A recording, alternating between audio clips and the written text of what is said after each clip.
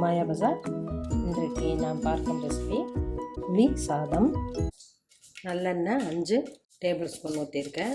கடுகு 1 டீஸ்பூன், வெந்தயம் 1 டீஸ்பூன், கடலைப்பருப்பு உளுந்தம்பருப்பு 1 டீஸ்பூன், கட்டி பெருங்காயம் 1/4 டீஸ்பூன், பூண்டு 10 பல், கருவேப்பிலை,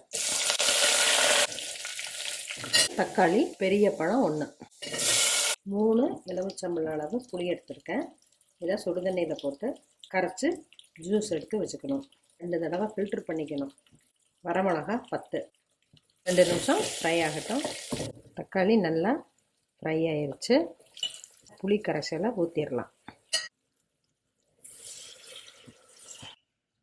மஞ்சள் தூள் 1/4 டீஸ்பூன்.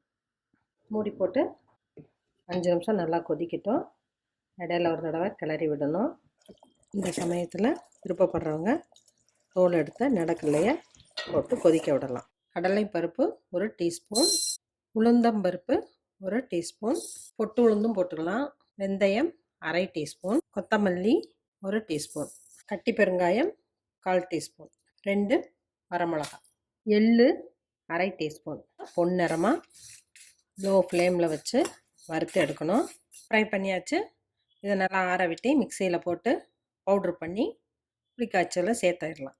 தேவையான அளவு கல்லுப்பு, மிக்சியில் அரைச்சா பவுடரை போட்டுடலாம். இப்போ எண்ணெய் நல்லா பிரிஞ்சு வந்துருச்சு.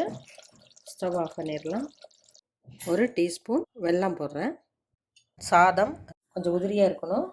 2-3 டீஸ்பூன் நல்லெண்ணெய் அப்படி ஊற்றினோம்னா நமக்கு உதிரியாக கிடைக்கும். ஆற வைப்போம்.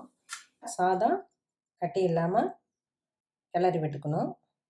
புளிக்காய்ச்சலை சாதத்தில் போட்டு கிளறி விட்டுறலாம். புளிக்காய்ச்சல் சாதம் ரெண்டுமே வெது வெதுப்பாக தான் இருக்கணும்.